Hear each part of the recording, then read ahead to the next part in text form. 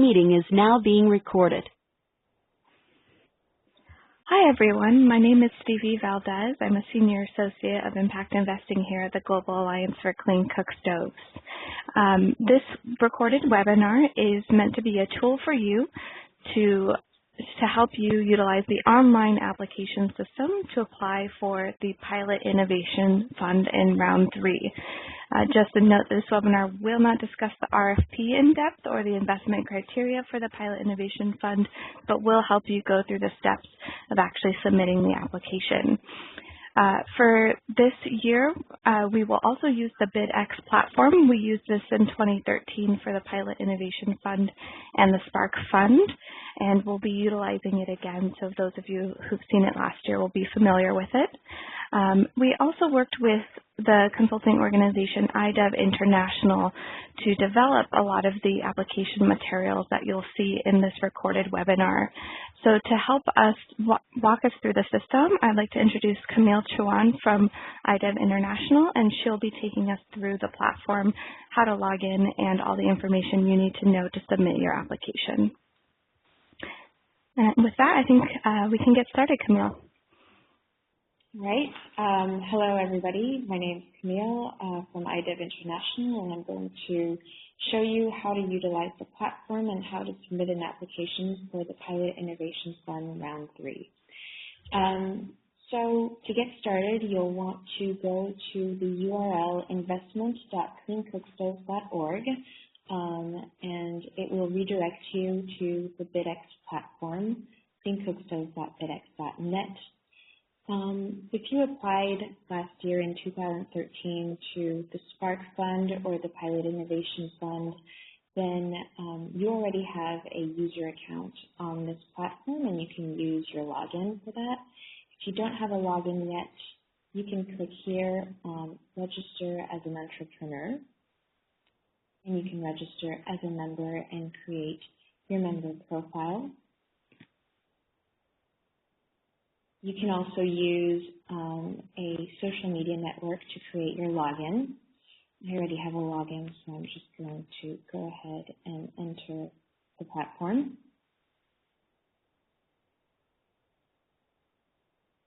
Right. And so this is what the platform looks like once you're logged in. Where here you have your account settings. You can go ahead and edit your profile. Before submitting an application, you'll want to complete your entrepreneur profile here, which is just some very basic information on who you are. So you can enter a summary, choose here your focus industry. So I've chosen services, but I can put distribution, social media. You can put however many you want, and don't forget to save your profile. And then you can see here on the right, you can also create a business summary and add a company, and this can be useful for to either use the platform in the future or also to provide more information in your Pilot Innovation Fund application. So once you've created your member account and your entrepreneur profile, you can go ahead and click on the Pilot Innovation Fund competition page. And that will redirect you here to the competition platform.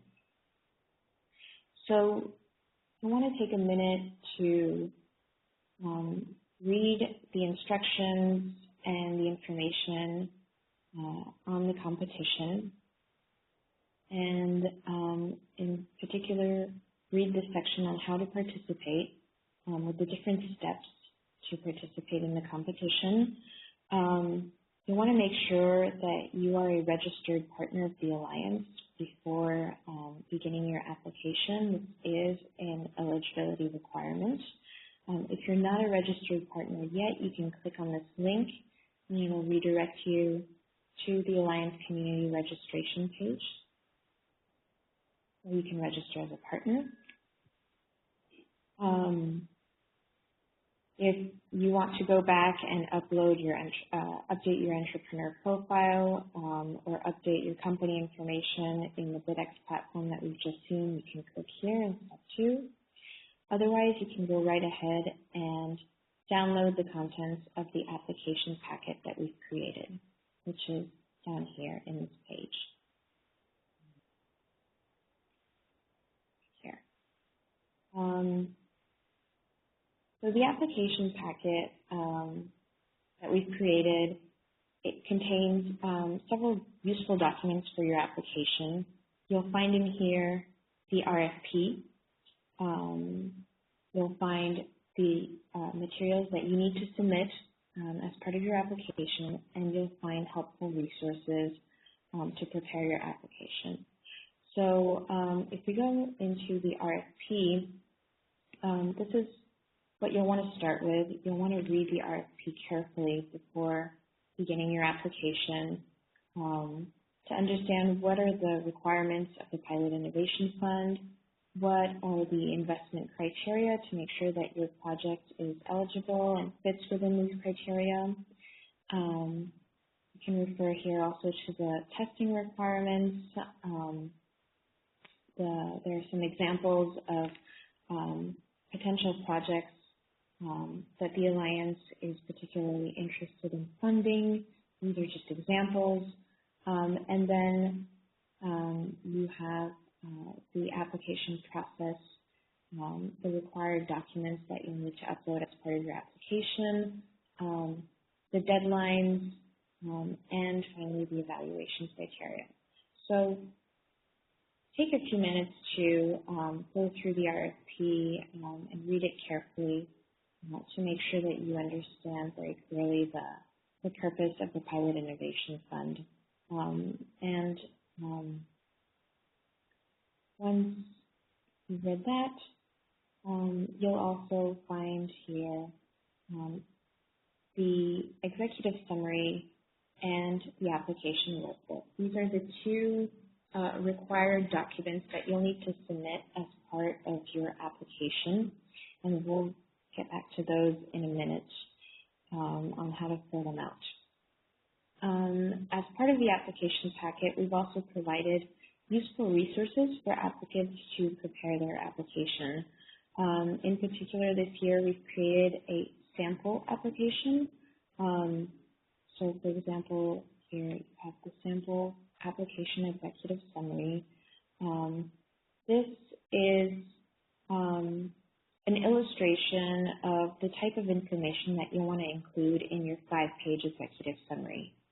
And it's just an example company, but you may find it very useful in understanding the different sections and the different types of the type of information that should be included in your executive summary. You'll also find a filled out sample of the application workbook for this same company. So I recommend you spend some time on the sample application. Then you'll also find 4 other useful resources.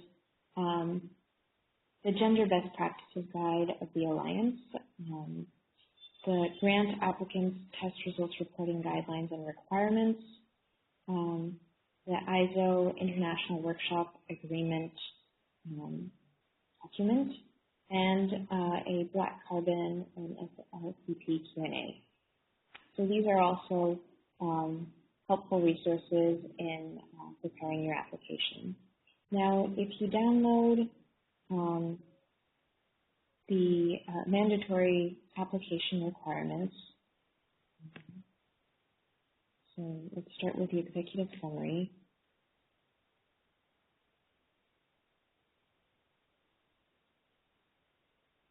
The executive summary is a Word document, and it provides a recommended structure for your 5-page project proposal.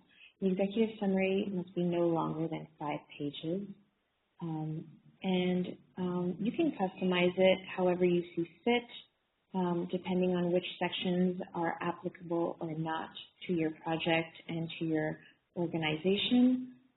However, we've tried to develop a comprehensive structure. These are all points that the Alliance will be looking for in reviewing applications and in reviewing the executive summary. An organization overview, an innovation proposal section, a detailed market analysis, and then a section to also discuss the commercial viability and the potential to scale of the innovation, as well as a financial overview section. And within each section, you have a checklist with provided guidelines on how to best fill out each section.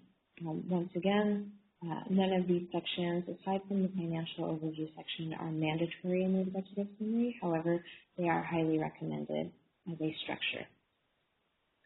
Then, aside from the executive summary, you also have to submit the application workbook, which is a comprehensive Excel document that's been designed as a fairly useful and easy to use tool for applicants to provide information on their project in one location. So this is the cover page of the workbook. And it's also been designed to be quite user-friendly and for information that's provided in certain tabs to auto-populate other tabs and to also auto-populate output tabs. So I'm going to show you how it works. You'll want to just start by putting the name of your organization in the cover page and selecting the type of innovation that you're proposing. For this year, we have two main categories for the innovation proposals. One, which is technology or fuel. So if your innovation is focused on a new type of cook stove, a new type of fuel, or a new technology that you want to test in the market, then this is the category. And if you're proposing to pilot a business model innovation or an operational strategy innovation, then you want to select the business model category. Before filling out the workbook, you'll want to read the instructions on how to use it. This is very important to understand how to fill out the application workbook, on how the document works, how it auto-populates, what sections you have, what are the tools that are also provided with this workbook. You'll want to take a look at the legend. So if you see blue fields, these are fields that you'll want to enter. Light gray fields are optional fields, gray fields are automatically populated fields, etc. So just take a minute to go through the instructions. And then the workbook has been divided into 4 large sections. The first one is the general applicant information section here. So you'll see here, for example, that the company name that I've provided in the cover page appears here, and it also appears at the top of each tab. And here you can select your country of operations, and this will determine the currency for your financial model in the workbook. In this first tab, this is basically to have a general summary on the organization and on the innovation proposal. So you can provide information on your focus geographies, on the number of employees that you have in your organization. Once again, gray fields will automatically populate. So here, for example, it will just automatically sum up the number of employees. Here, it will pull information from other tabs that you'll fill out later. So this is a quite useful summary for you and for your reviewers if they just want a quick snapshot of your company or of your entity. And then if you go into the second section of the workbook, this blue section here, this is the financial section. Now we've designed the financial section to be as user-friendly and adapted to all organizational types as possible. So this first tab here is called the income statement, and it's basically for you to provide information on your sources of revenues, so the number of units of each product that you sell. If you just have one product, then you can enter the product name here and say how many units were sold in the past years and how many units you expect to sell in 2015, 2016, and 2017. And then provide also the price of each good. Once again, if you only have one product, that's absolutely fine. You can indicate the price in these cells, and it will automatically calculate your revenues by multiplying your number of units by the price of the product. If your innovation proposal is about piloting a new product, then you can fill out any new products here. And once again, you can provide the number of units and their anticipated price, and this will automatically calculate your revenues across the different years. Then you can provide information on your costs. We've also provided some example cost categories here, but you can change them. You can add additional cost categories. And once again, there is a divide between any existing costs that you have and any new costs that you think you will have with the innovation. And this will calculate your total costs. And then you can provide some additional information on, for example, sales and marketing costs or administrative costs, any other fixed costs that you have that are not directly related to the production of a good or of a service. So this is a fairly easy to use income statement. It's especially focused on your sources of revenues and the different types of costs that you have. And we want to stress here that you can, if you don't have all of this information, please just provide your best estimate in this income statement. The income statement is mandatory. The second section of the financial section is the break-even analysis right here. And the break-even analysis is optional. If you have the information, then you can fill it out. If you don't, then that's fine. So you'll see here that the products that I've entered in the income statement will appear in the break-even analysis here under this first section called Existing Products and Services. And you'll want to enter information for the year 2015 for the break-even analysis. So in this first section, only on your existing products and services. And you can just provide information on the costs for each good sold, so the per unit cost, how much it costs to produce one cook stove, for example, and fixed costs as well for this cook stove. And this will calculate your break-even units for any existing products or services you have in your portfolio. And then if you go in the second section, this will help you incorporate the break-even analysis for any new products that you're proposing to pilot. Now, we've designed it this way because we understand that not all pilot innovation proposals are to pilot a new product. So if you're not piloting a new product, then you don't have to fill out this section of the break-even analysis. However, if you are proposing to pilot a new product, then this section can be very helpful. And once again, you just provide the costs per unit for your new product and the fixed costs per unit, and it will automatically calculate your break-even unit for this product. Once again, the break-even analysis is optional. It's preferred if you can fill it out, but it is not a requirement for your project to be eligible. The third section of the workbook is called the Pilot Innovation Project Plan.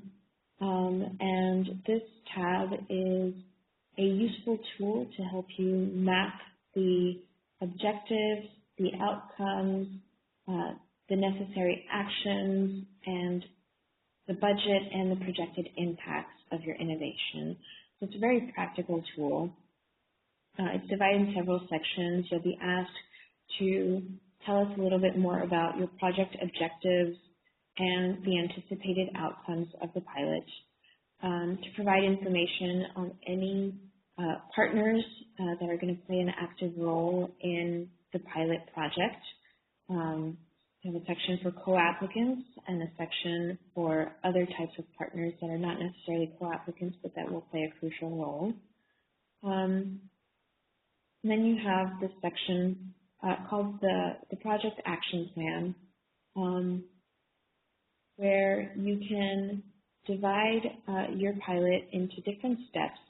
So inform all of the different steps of your pilot. Here I've written down step 1, you can write down step 2 as well. Provide a brief description of each step, and then a very detailed but easy to use action plan that follows here. So the name of the step will appear here.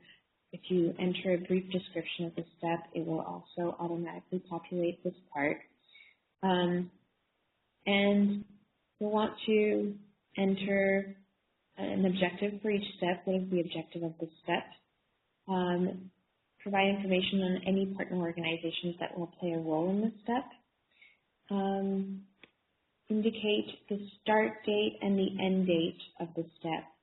Start dates and end dates must be between April 2015 and March 2016, which is the 12-month period that you are given for your pilot project.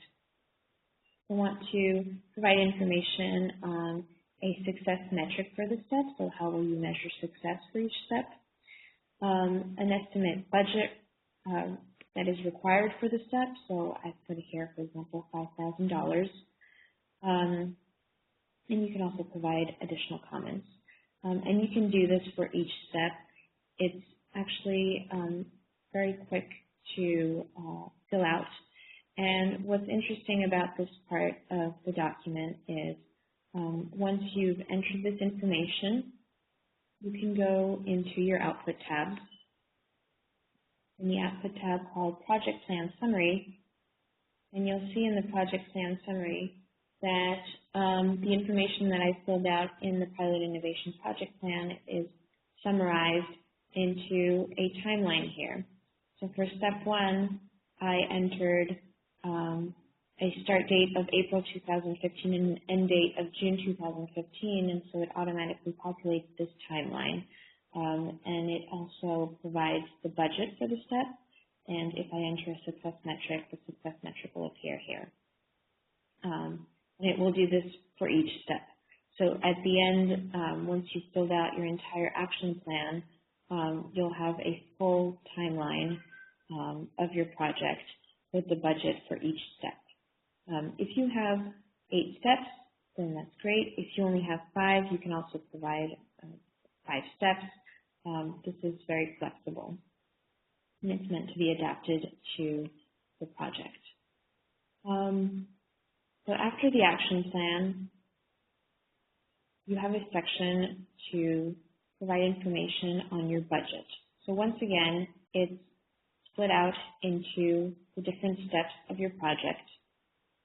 And you see here that the $5,000 that I indicated for step 1 appears here next to step 1. Then I have these little boxes to provide information on more detailed expenses for this step. So I can break down the $5,000 into the different expenses. For example, expense 1. And if expense 1 is $2,500, I can enter that here. And I we'll select then a budget category. It's important that you select a budget category for each expense. And if the expense corresponds to several budget categories, then please just choose the most relevant one. So for example, R&D, and expense to, so 2,500. I can choose another category here, for example, personnel costs. And why is this important? Because if you go back now into your project plan summary, and you go to step 1, see again here my $5,000 broken down into the personnel costs here and R&D costs here. It makes sure that your individual budget lines are aligned with your overall budget for this step. So if I had entered, instead of 2,500, 2,300, my project plan summary will tell me that I omitted $200 and then I need to go back in and fix that. So this really helps you map your entire budget, your expenses, your costs during the project. And it will also break them down for the entire project budget so that the Alliance can see how much of your budget will go into R&D, how much is needed for personnel costs, for manufacturing and production costs, etc. And then once you fill out your entire budget, it will automatically calculate the amount requested for the grant right here. You also have the option, if you go back into your action plan, to provide information right here in this column on any additional internal funds that will be invested for each step of the project. And once again, if you go back into your project plan summary, those will automatically add up into this box here next to your grant request so that we can see how much of your own internal funds are also going into the project. So once you've completed your project budget, the last section of the project plan is on the project scope for impact. And you'll see here in this table that for each product that you informed, remember in the income statement I provided information on an existing product and a new product. They'll appear here, and you can inform some impact metrics such as number of units sold or reduction of carbon emissions allowed by each product, both existing and new.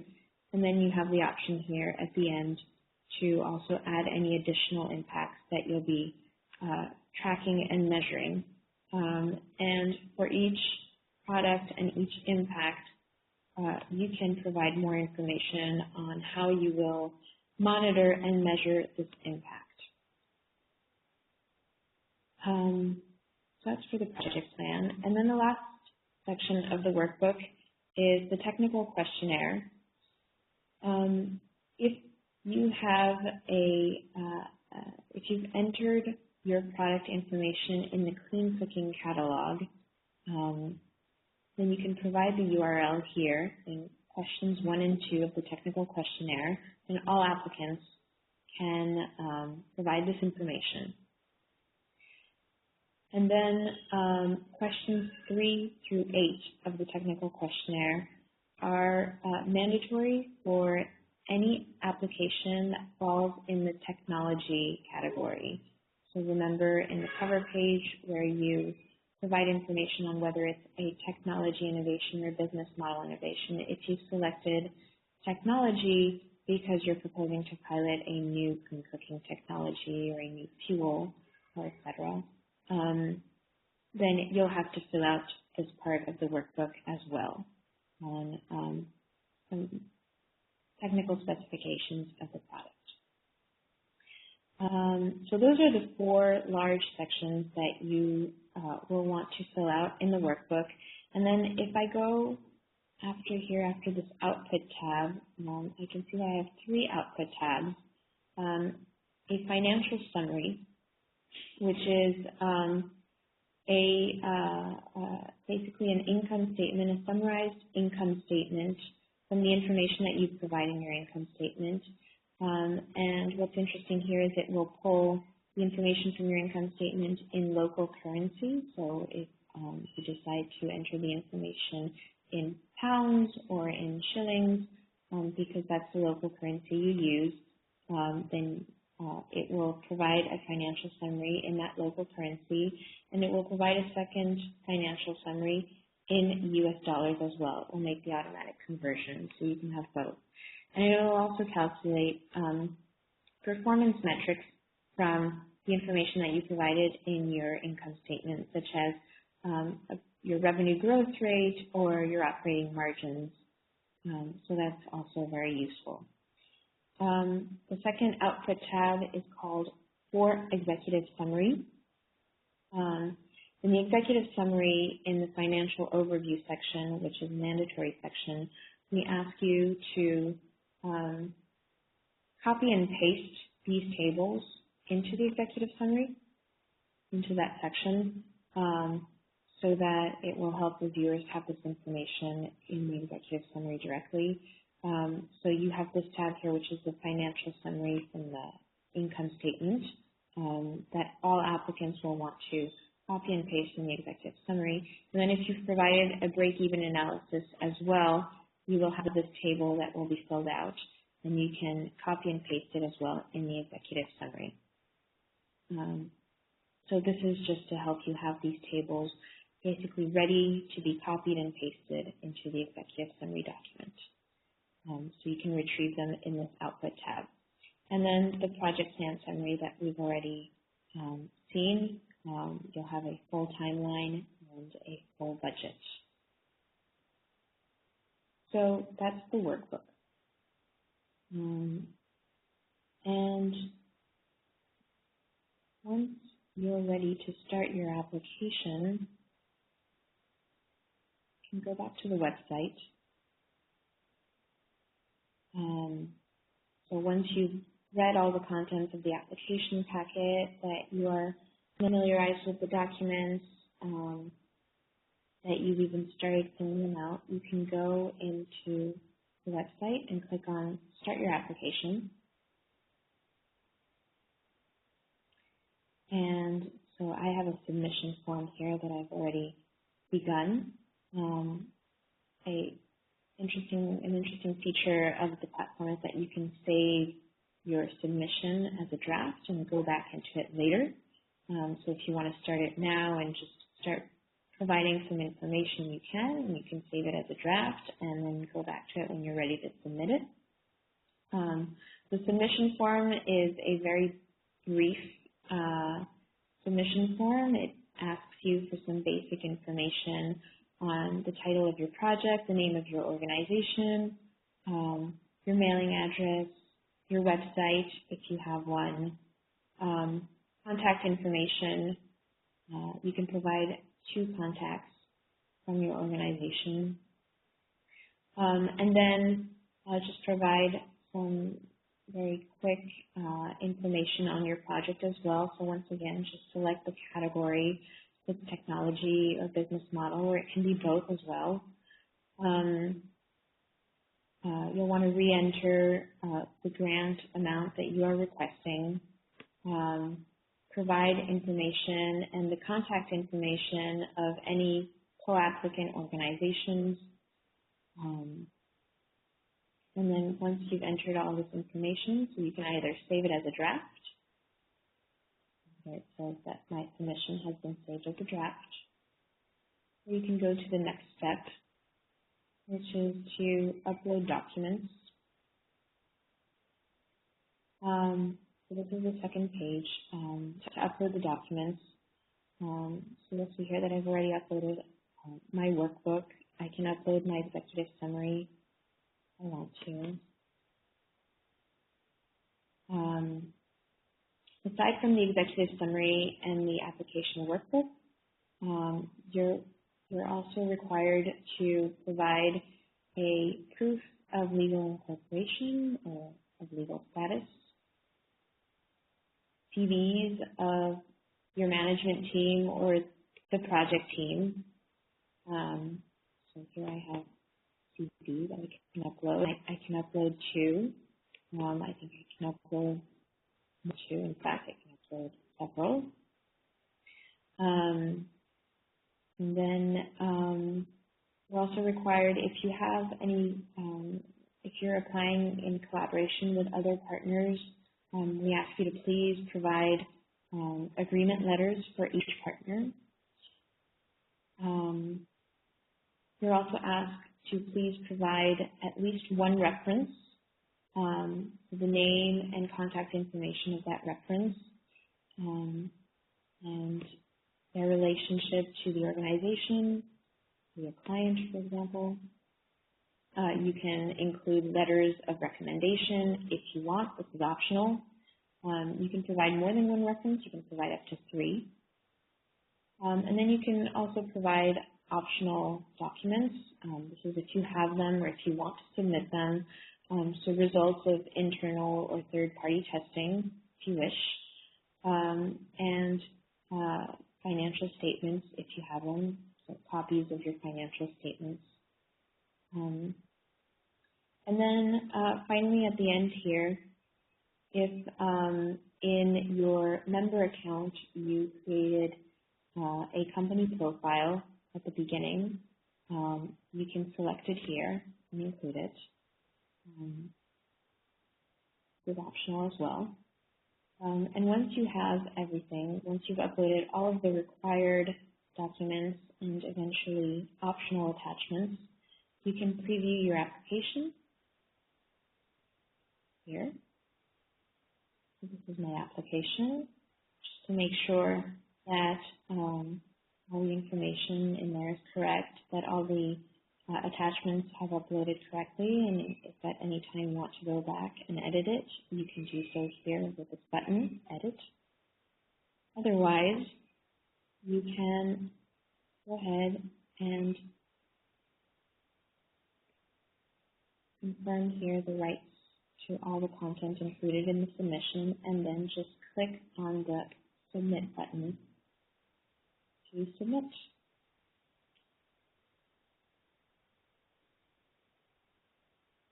There we go. You should, once you've submitted your application, you should see this green check mark message here saying that your submission has been sent successfully. And that's the application process for the Pilot Innovation Fund. Just a few reminders. So if you are not yet a registered GACC partner, please remember to go into the user registration page here that I've shown you. This is an eligibility requirement. Non-registered partners will not be eligible. The deadline to submit your application is October 31st, 2014 at 6 p.m. Eastern Time. And finalists of the first round will be notified by December 6th. And finally, if you encounter any issues or any challenges using the platform or with the application documents, then you can send an email to investment@cleancookstoves.org where you describe the problem, and we'll get back to you in a timely fashion. That's it, everyone. Thank you for listening to this webinar, and good luck with your application.